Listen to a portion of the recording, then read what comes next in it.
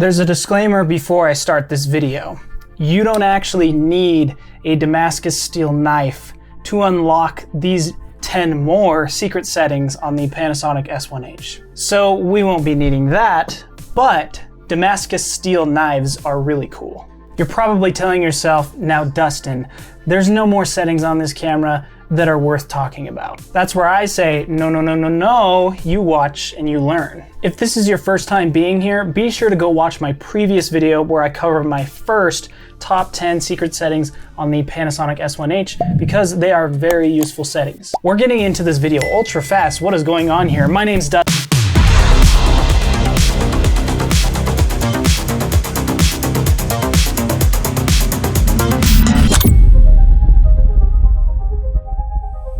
The first secret setting is the time-lapse modes. I know this setting is kind of touching into the photo side of the camera, but it's seriously a game changer on how it works. First, you're going to have to change the mode to manual. Then, you see this switch?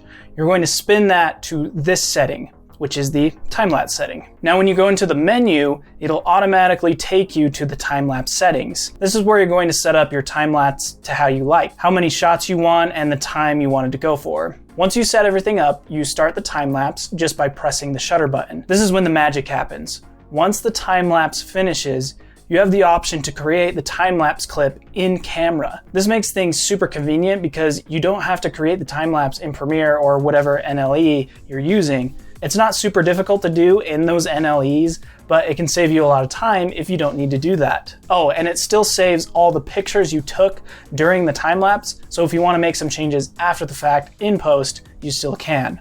Secret setting number 2 was available on other Panasonic cameras, I'm pretty sure, so if you're familiar with those, you may know about this setting. If you watch, I think my first video on this channel, it talks about how to set up the camera with all the custom settings that it has to offer. And I've noticed that after setting that up, there's still some room for me to even further put some settings easier to access for me. This secret setting is the touch tab. To activate it, go to Menu, the cogwheel, Operation, Touch Settings, then enable touch tab. Once it's enabled, you'll see these 4 buttons pop up on the right side of your screen. To customize these settings, you go to the same place where you were before, but instead go to the FN button set, then setting in rec mode, then the next page, and here you can set up the touch tab how you please. Secret setting number 3 is actually a setting you can put on the touch tab if you are changing to different lenses, like anamorphic lenses. So I'll be honest, I haven't shot a project on an anamorphic lens because I just haven't really found a project that calls for them and has the budget, but the setting is anamorphic de-squeeze. This is something I've mentioned before that I love about the Panasonic S1H. It has a ton of features in it that make more cinema or narrative type projects a very handy camera if you don't have the budget for a bigger cinema camera like Arri, Red, or VariCam. I honestly don't know of another mirrorless camera on the market that has anamorphic de-squeeze with the exception of the Panasonic GH5 and GH5S. You have to use an external monitor to preview the de-squeezed image. And if you don't know what anamorphic lenses do compared to spherical lenses, they will take a wider field of view and squish it so it all fits on the sensor.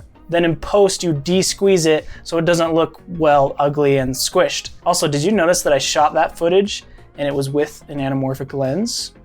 Don't worry, video coming soon. I know I just said I haven't shot any projects on anamorphic lenses, but you'll see when that video comes out what I'm talking about. So yeah, a little teaser there. Anyways, secret number 4 is the one that will only work with Panasonic L-mount lenses.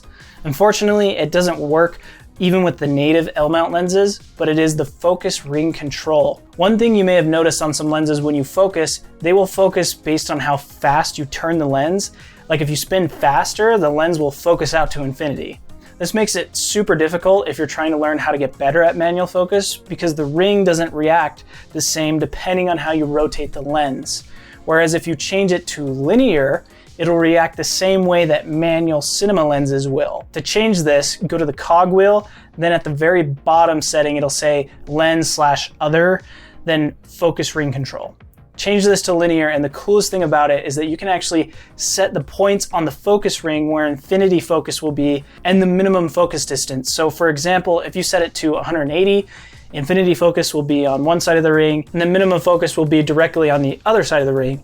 Just remember that this will only work with Panasonic L-mount lenses, not any third-party lenses, and I'm pretty sure without an adapter as well. Secret number 5 is the lock lever settings. I did talk a little bit about this setting in another video, but basically what it does is it'll lock certain settings on the camera, so if you try to change them, it won't. This is super useful if you notice that the shutter wheel is really easy to accidentally spin, so just flip the lock lever on and you don't need to worry anymore. There are some limitations to it though that I hope in the future Panasonic will change. For example, if you lock the dial, it locks all of the dials instead of letting you choose which ones you'd like to lock. But one I have found super useful is locking the touchscreen. When I take some photos on the camera and put my eye up to the EVF, sometimes my face will start touching the screen and turning stuff on or changing my focus or whatever. And I know you can just flip the screen so you can't touch it, but I like to be able to take a photo, then review it. And yeah, it's kind of annoying to have to flip the screen every single time. Secret number 6 is the double card slot settings. This one I haven't needed to use, but there's a really cool setting on it that I discovered. To access this setting, go to the wrench, and then on the first setting, you'll see double card slot function. There's 2 settings in here. One is the recording method, and the other is destination card slot. In recording method, you can choose the default, which will automatically switch to the second card slot once a card fills up. This is useful if you're filming a long event and you need to do some hot swaps to new cards. The second setting though will record the same thing to both card slots. Some people think that this will help against file corruption, but I think it's more just if you accidentally lose a card or if one card gets damaged, like physically damaged, you have a backup. Everybody that has had files get corrupted on cards and has used this feature that I know of, it still puts a corrupted file on both cards. So just keep that in mind. Then the last option is the coolest one. If you're switching between taking photos and videos throughout the day, you're going to love this. Once you select it, you can assign which card it will save photos to and which card it'll save videos to. Or maybe if you want to save your raw photos to one card and save your JPEGs to another, you can do that as well. Super cool setting that I will definitely take advantage of when I take this camera on vacations. Secret number 7, I have 2 settings for you, and they are kind of similar, but they do different things. The first one is useful if you're shooting at night and don't want your screen to be super bright, and that's night mode. To activate night mode, go into the cogwheel, go to the first setting, and you'll see night mode. When you activate night mode, it'll turn everything red on the camera. The biggest reason you'd be using this is if you're taking like a time lapse at night and you don't want the brightness of the screen to bleed into your photos somehow. And so that's where it can be super useful. And then the next secret setting that are bundled in this one is monochrome view. All this does is it changes your view from color to black and white. More than likely, this will be more often used in like a broadcasting environment. And for some people, it can be easier to nail focus when your screen is in black and white as opposed to color. And sure, you could use it in another environment, but again, it's most often used in broadcast settings. One thing to keep in mind is that it doesn't bake this into your footage. So if you record some clips, it's still going to be in color.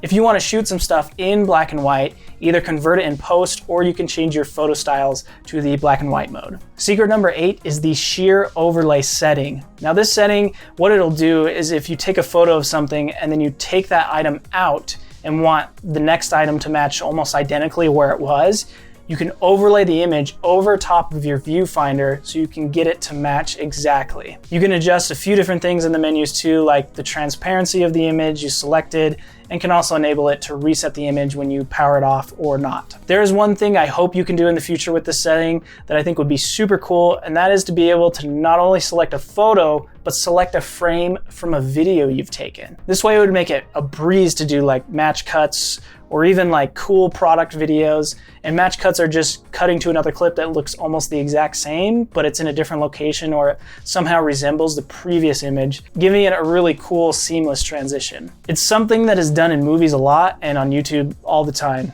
This will make it much easier to do that if Panasonic changes it in the future. Secret number 9 is very useful if you own a Panasonic camera and you need to, let's say, rent out another Panasonic camera like an S1 or even an S5, the newly announced S5. Or maybe you buy another S1H or an S5 and you want to match the exact way that you've set up your first S1H. That is the camera export settings. You can export all the settings you've set up to an SD card. And to access this, you go to the wrench, then the cogwheel, and choose Save/Restore Camera Settings. Easy peasy. The last and final secret setting that I have bundled again with 2 settings for you and they are master pedestal level and luminance level. Now, a lot of you may not really touch this setting, and I've also talked about them in another video where I tested out the low light capabilities of this camera, but it's good to know what they actually do. Master pedestal level will adjust your reference black point in order to help match the black level of different cameras.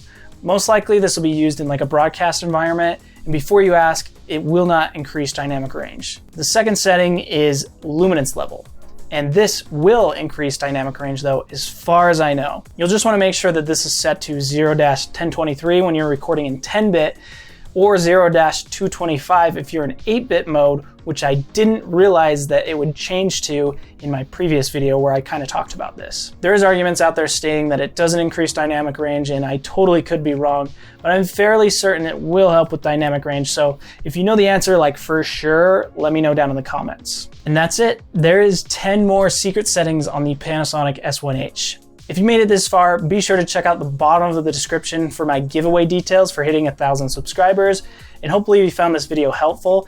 And if you'd like to support the channel, be sure to check out some of the affiliate links in the description, or you can also give this video a triple thumbs up and hit the subscribe button and the bell button to be notified of future uploads like the anamorphic video coming soon. Yep, I said it.